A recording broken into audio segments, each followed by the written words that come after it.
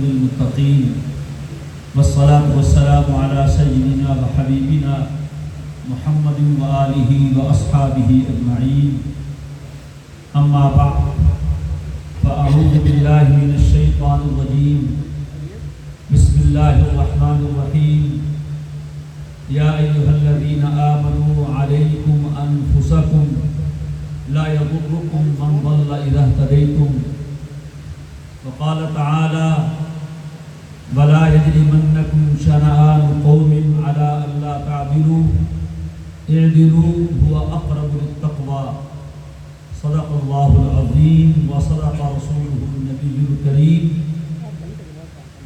ونحن على ذلك لمن الشاهدين والشاكرين والحمد لله رب العالمين۔ جماعت فضلاء جامعہ مفتاح العلوم شہر سرگودا کی مجلس عمومی کا دوسرا سہ-ماہی اجلاس ہے اور اس اجلاس کی میزبانی امیر جماعت حضرت مولانا پیر عبدالوحید صاحب دیدہ مجتہم فرما رہے ہیں۔ اس اجلاس میں ہماری جماعت فضلاء کے ساتھیوں کے علاوہ جامعہ مفتاح العلوم سرگودا کے اساتذہ کرام بھی شریک ہیں۔ اللہ تعالیٰ سب کی شرکت کو حاضری کو قبول فرمائے۔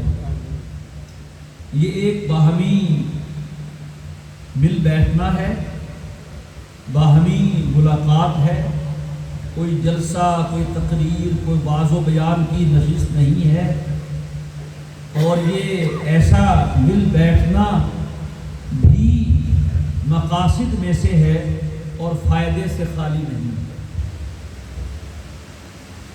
اسی بہانے سے کچھ مذاکرہ ہو جاتا ہے، کچھ بات کہی جاتی ہے، کچھ سنی جاتی ہے، کہنے والے کو بھی فائدہ ہوتا ہے، سننے والے کو بھی فائدہ ہوتا ہے۔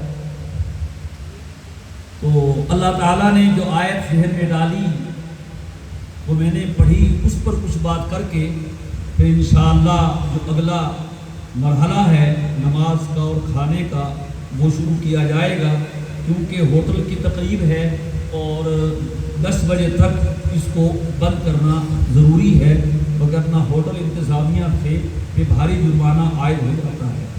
اور آپ کا شکریہ کہ آپ کو پہلے عشاء کے بعد کا کہا گیا اور پھر ہوٹل انتظامیہ کی طرف سے یہ تقاضا ہوا کہ تاخیر ہو جائے گی، اور پھر گویا کہ شارٹ نوٹس پہ آپ عشاء کے بعد کی بجائے مغرب کے بعد آپ تشریف لائے۔ جزاکم اللہ تعالی خیرا فی الدنیا والآخرہ۔ اللہ تعالیٰ نے ارشاد فرمایا ہے علیکم انفسکم لا یضرکم من ضل اذا اہتدیتم۔ آپ حضرات علماء کرام ہیں، اساتذہ کرام ہیں اور ترجمہ پڑھاتے رہتے ہیں۔ تفسیر کرنا مقصد نہیں ہے اور نہ ہی وہ ہمیں آتی ہے۔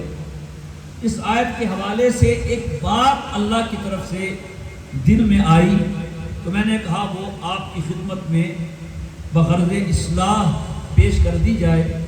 علیکم انفسکم لا یضرکم من ضل اذا اہتدیتم۔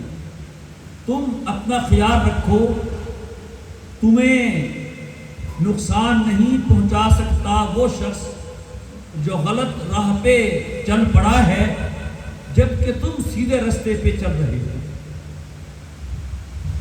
ایک بات یاد رکھیے، ایسا کبھی نہیں ہوگا کہ اہل حق کے لیے، دیندار کے لیے، دین پہ چلنے والے کے لیے کوئی ایک ایسا وقت آئے کہ سارے حالات اس کے حق میں سازگار ہو جائیں۔ ایسا نہیں ہوگا۔ نبی کریم علیہ السلام کی سیرت مطہرہ دیکھیں، حضرات خلفائے راشدین کی تاریخ پڑھیں اور اس کے بعد سے اب تک کا دور دیکھیں۔ نبی کریم علیہ السلام مکی زندگی تو آپ کے سامنے ہے، 13 سالہ، وہ آزمائش کا دور، مشکلات کا دور، کٹھن مرحلہ، خذ العفو، معافی کا حکم ہے، سہنے کا حکم ہے۔ وطن چھوڑ دیا، مکہ چھوڑ دیا، گھر بار چھوڑ دیا. آپ کے جانثار صحابہ بلا تردد و بلا تأمل اپنا گھر بار چھوڑ کے آپ کے ساتھ مدینہ منورہ میں آ گئے. اب تو سکون آ جانا چاہیے تھا. ابھی 1 سال نہیں گزرا، پہلے ہی سال سرایا شروع ہے، چھوٹے چھوٹے غزوے شروع ہیں. پھر دوسرے سال بدر ہے، تیسرے سال احد ہے، غزوہ بنو قریظہ ہے، بنو نذیر ہے، غزوہ خیبر ہے، حنین ہے، فتح مکہ ہے، غزوہ طائف ہے، اور آخر میں غزوہ تبوک ہے. اگر نبی کریم علیہ السلام کے 10 سالہ مکی دور کو دیکھیں، 27 غزوات ہیں جس میں آپ نے خود شرکت فرمائی، اور 47 سرایا ہیں جو آپ نے روانہ فرمائے. 27 اور 47 کتنے ہو گئے؟ تو شیخ صاحب بیٹھے جلدی حساب کر لیں گے. 27,000 اور 47,000 کتنے ہو گئے؟ 74 74.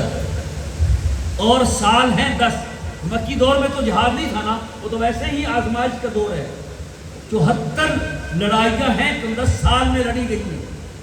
حساب لگا لیں، 1 سال کے 12 مہینے ہوتے ہیں، اور 12 کو 10 سے ضرب دیں 120. 120 74. ہر 2 مہینے کے بعد ایک لڑائی بن رہی ہے. اوش نکالی جائے تو صحابہ کو دیکھیں. صدیق اکبر رضی اللہ تعالیٰ عنہ 2 سال، 2.25 سال. عمر فاروق شہید ہوئے، عثمان غنی شہید ہوئے، علی مرتضیٰ شہید ہوئے، حضرت حسن کو زہر دیا گیا، اور حضرت علی شہید ہوئے. اسی دن حضرت امیر معاویہ کو شہید کرنے کا پروگرام تھا. اسی دن حضرت مغیرہ بن شعبہ کو شہید کرنے کا پروگرام تھا. اتفاق یہ ہوا حضرت امیر معاویہ اس دن فجر کی نماز میں آ نہیں سکے، حضرت علی شہید ہو گئے. تو ذرا دیکھیں کہاں ہیں وہ سکون کے دن، اور ہم ہیں کہ ہم کہتے ہیں نہیں کہ ہمارے تو حالات ہی صحیح نہیں ہوتے. تو بھائی یہ تو ایسے رہیں گے. ایک اللہ والے کہتے ہیں کہ جس دن کوئی خوشی مل جائے تو میں حیران ہوتا ہوں کہ دنیا میں خوشی کیسی. کوئی کامیابی مل جائے میں حیران ہوتا ہوں دنیا میں کامیابی کیسی. یہ تو امتحان ہے، یہ تو دار المشقہ ہے، دار العمل ہے. تو اس لیے دیکھنا یہ ہوتا ہے کہ جس رستے پہ میں چل رہا ہوں وہ رستہ صحیح ہے یا نہیں. اگر رستہ صحیح ہے 100 تکلیفیں آئیں خندہ پیشانی سے برداشت کرتے جائیے. علیکم انفسکم، اپنے آپ کو صحیح رکھو، اپنا طرز صحیح رکھو. اللہ کو نہ دھوکہ دو، اللہ کے رسول کو دھوکہ نہ دو، ایمان والوں کو دھوکہ نہ دو. اگر تم صحیح ہو تو قرآن کریم کہتا ہے لا یضرکم من ضل، جو رستے سے ہٹا ہوا ہے وہ قوت والا ہے، وہ لشکر والا ہے، وہ طاقت والا ہے، وہ ایک بڑے جتھے والا ہے.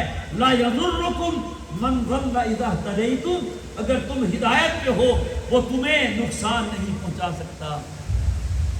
ہماری تکلیف مسجد کا صدر، ایسے بھی بیچارے ہمارے علماء ہیں وہ 25,000 صدر نے اپنا نام لکھوایا ہوا ہے. کچھ ایسے ہیں کہ 25,000 جو لے لیتے ہیں تو مسجد کے فنڈ میں جمع کرتے ہیں. کچھ ایسے ہیں 25,000 مل گیا اب اس کی تنخواہ بند کر دی. ہمارے بڑوں نے کہا تھا بچوں نہ لو یہ پیسے، فائدے میں رہو گے. اب یہ کچھ ہو رہا ہے.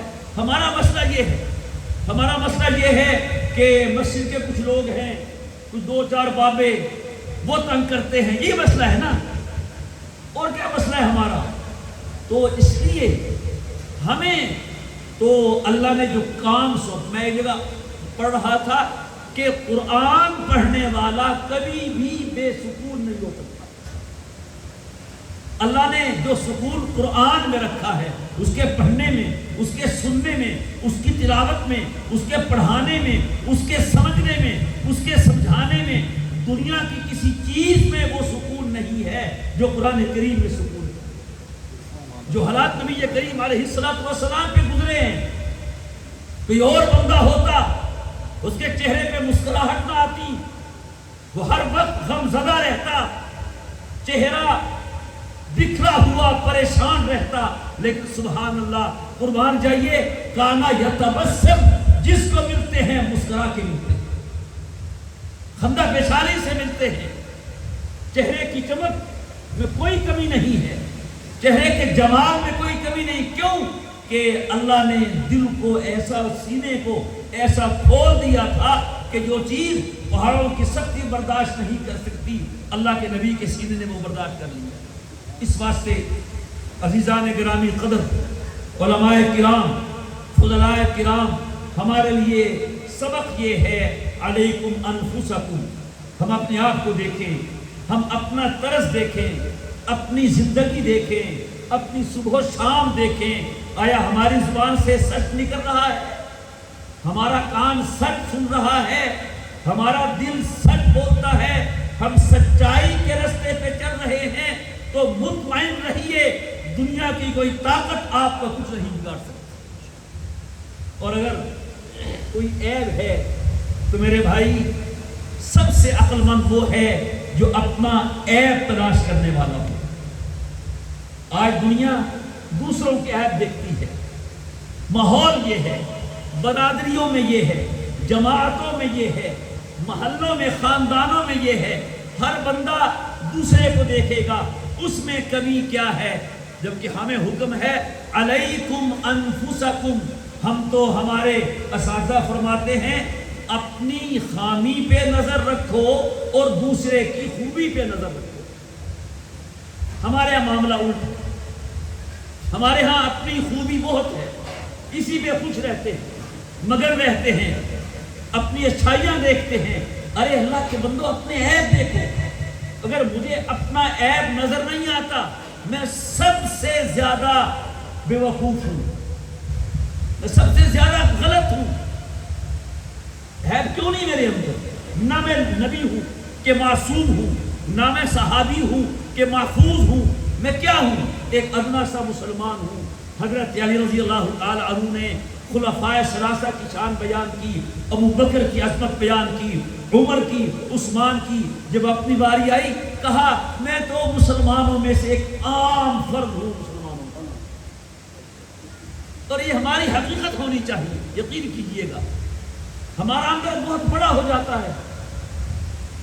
فنائیت یہ بہت بڑا وصف ہے اور یہ نہیں مل سکتا سوائے اللہ والوں کے قدموں میں بیٹھنے۔ دیکھ لیجیے، آپ 1000 قرآن ختم کر لیں، آپ لاکھوں تسبیح کر لیں، نہیں ہوگا۔ یہ جب تک کسی اس کی صحبت میں نہیں بیٹھیں گے جس نے اپنے آپ کو فنا کر دیا ہے، نہیں حاصل ہوگا۔ ہم 3 ہفتے پہلے گوجرا گئے تھے، وہاں صوفی محمد یونس صاحب ہوتے ہیں، حضرت رائے پوری کے سلسلہ کے خلفاء میں سے ہیں، عمر ان کی 97 سال ہے۔ ہم چلے جاتے ہیں، جو ہمارے پرانے دوست ہیں فیصل آباد کے، اکٹھے ہو کے، تو ان سے ہم ملتے ہیں، یقین کریں بہت فائدہ ہوتا ہے، بہت فائدہ ہوتا ہے۔ تو ہم نے ان سے پوچھا، بات چل رہی تھی، ساتھی نے پوچھا حضرت یہ فنائیت کیسے آتی ہے؟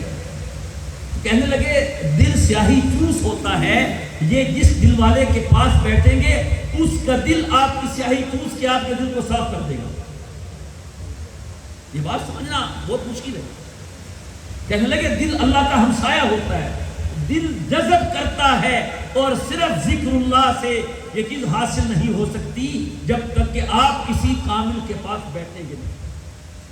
ہمیں تو اپنی خوبی، ہمیں تو اپنی بیماری میں نظر نہیں آتی، عیب نظر نہیں آتا۔ تو علیکم انفسکم کا مطلب یہ ہے عزیزان گرامی قدر، فضلاء کرام، محترم و مکرم علماء کرام، ہم اپنے آپ کو دیکھیں۔ میں جھوٹ نہیں بولتا، معاف کیجئے گا، معاف کیجئے گا، مولوی جھوٹ بولتا ہے کہ نہیں بولتا؟ غیبت کرتا ہے کہ نہیں کرتا؟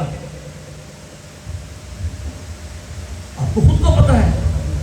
حضرت مفتی محمد شفیع صاحب رحمہ اللہ تعالی، ہمیں بات نہیں آتی تھی جب دارالکراچی پڑھتے تھے، اب سو جاتی ہے، فرماتے تھے حضرت مولانا تقی عثمانی صاحب دامت برکاتہم، ہمارے والد صاحب فرمایا کرتے تھے کہ مولوی کے شیطان بھی مولوی ہوتا ہے۔ میں سمجھ گئے ہوں گے یہ مطلب، ذرا خود کر لیجئے گا۔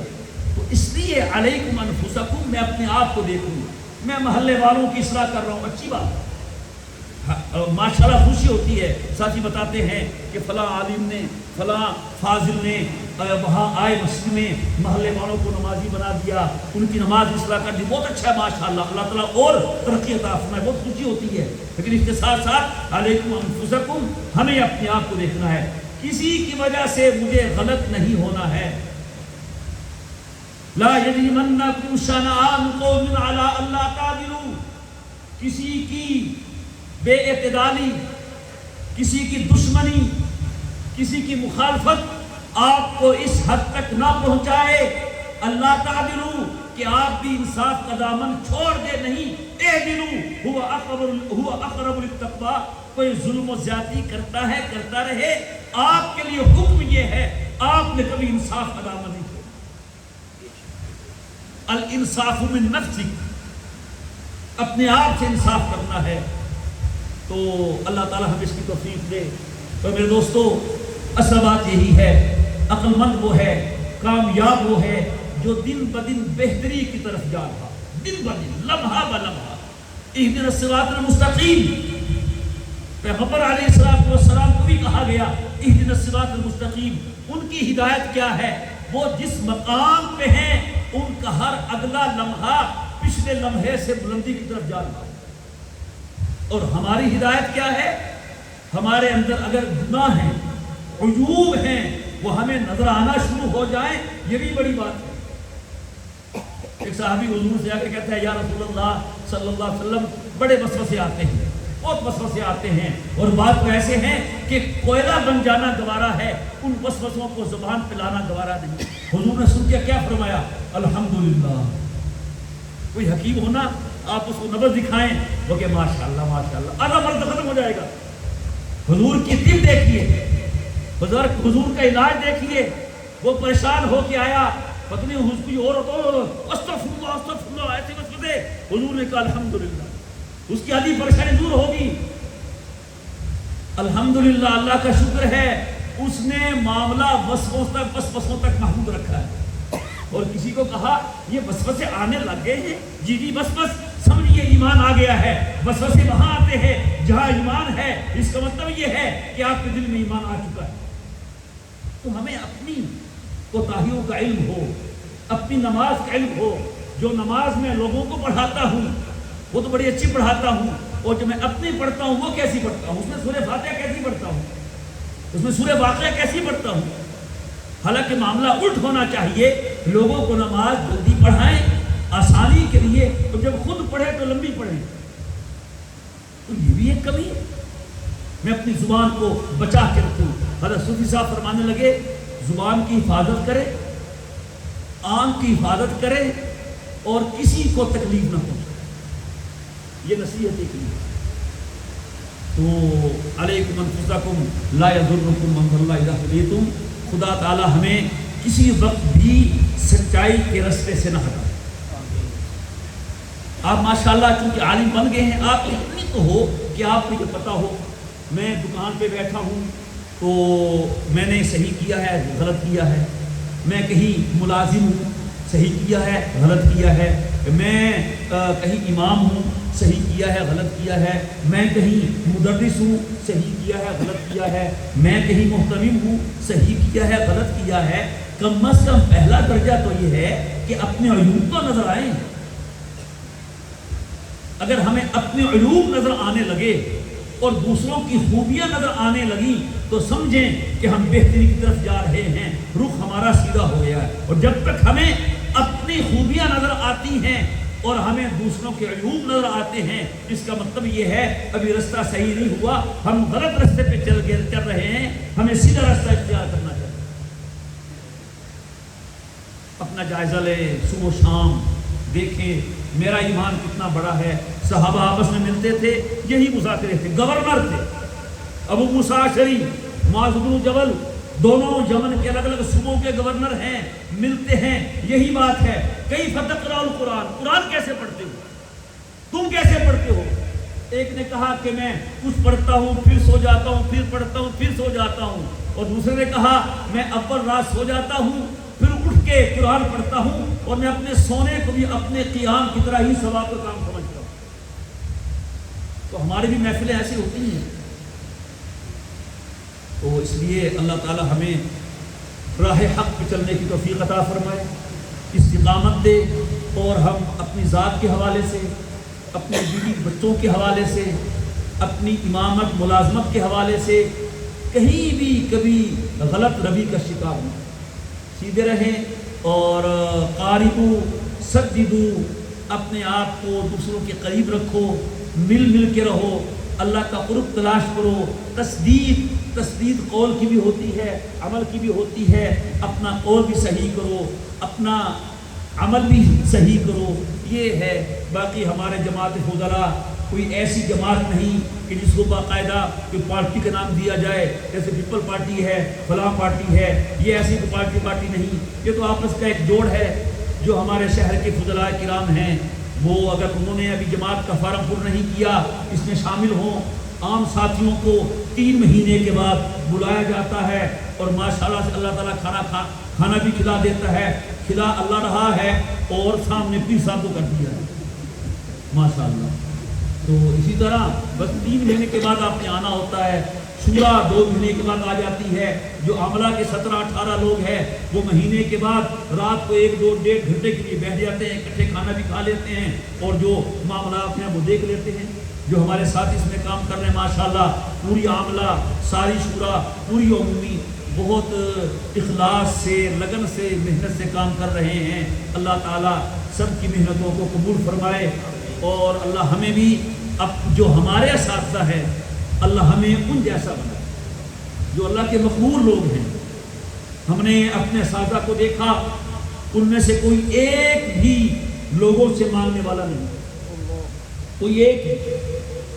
اب اگر میں ان سے پڑھ کے لوگوں سے مانگتا ہوں, جگہ جگہ جاتا ہوں, دکانوں پہ جاتا ہوں, مسجدوں میں جھولی پھیلاتا ہوں, تو میں ان کا شاگرد ہوں, تو پھر مجھے شرم آنی چاہیے کہ میرا استاد تو یہ کرتا ہے اور میں ایسے کرتا ہوں. اپنے اساتذہ, اپنے بڑوں کو دیکھیے, ان کی خوبیاں حاصل کرنے کی کوشش کیجیے. یہی مقصد ہے بیٹھنے کا. تقریر تو کرنی نہیں تھی, نہیں تفسیر بیان کرنی تھی, تقریر بھی نہیں آتی, تفسیر بھی نہیں آتی. یہ تو ایک ملاقات ہے, ایک جوڑ ہے, ایک محفل ہے. اللہ تبارک و تعالیٰ ان بہاروں کو باقی رکھے, جاری اور ساری فرمائے, اور اللہ تعالیٰ جو آپس کے اتحاد کے انوارات ہیں, برکات ہیں, ہم سب کو عطا فرمائے. ہم تو یہ کہتے ہیں پوری امت کو ایک ہو جانا چاہیے, امت مسلمہ کو ایک ہو جانا چاہیے. مسلمان اکٹھے ہو کے کافروں کو دین کی دعوت دیں, ان سے کہیں صحابہ میں اور ہم میں کیا فرق ہے. ہمیں تقریریں کرنی پڑتی ہیں, اور صحابہ بس ایک جملہ کہتے تھے, ایھا الناس کونوا مثلنا, لوگوں ہمیں دیکھتے ہو نا, بس ہم کچھ نہیں کہتے, اتنا کہتے ہم جیسے ہو جائے. مسلمان تاجروں نے آ کے تجارتیں کی ہیں اور کچھ نہیں کیا. ان کی تجارت کو دیکھ کر محلوں کے محلے, شہروں کے شہر اور ملکوں کے ملک مسلمان ہو گئے. تو ہمیں بھی ایسا ہونا چاہیے کہ لوگ ہمیں دیکھ کے نیک بنے, ہماری نماز دیکھ کے نمازی بنے, ہمارے اخلاق دیکھ کے اخلاق حاصل کریں. اللہ تعالی ہمیں اچھا بننے کی توفیق عطا فرمائے, اور اچھا وہی ہے جو اللہ کی نظر میں اچھا ہے, اللہ کے رسول کی نظر میں اچھا ہے. وہ ہندی کا ایک مصرع ہے, پیا جس کو چاہے سہاگن وہی ہے. کہ عورت دلہن کتنی بھی خوبصورت ہو, سارا شہر تعریف کرے, لیکن دلہا کو پسند نہ آئے تو کیا اس کی خوبصورتی اور کیا اس کا میک اپ. پیا جس کو چاہے سہاگن وہی ہے, اس کو دلہا نے پسند کر لیا, اصل میں دلہن سہاگن تو وہی ہے. اور مصرع ہندی کا ایک اور مصرع ہے کہ مصرع نہیں, ایک محاورہ ہے, وہ حضرت مولانا تقی عثمانی صاحب سناتے تھے کہ ہندی والے کہتے ہیں کھاؤ من بھاتا اور پہنو جگ بھاتا. کہ کھاؤ جو تمہاری مرضی ہے اور پہنو وہ جو لوگوں کو اچھا لگتا ہے. حضرت فرماتے تھے نہیں، ہم یہ کہتے ہیں کہ کھاؤ بھی رب بھاتا اور پہنو بھی رب بھاتا، بس اللہ کی نظر میں کیسا ہوں۔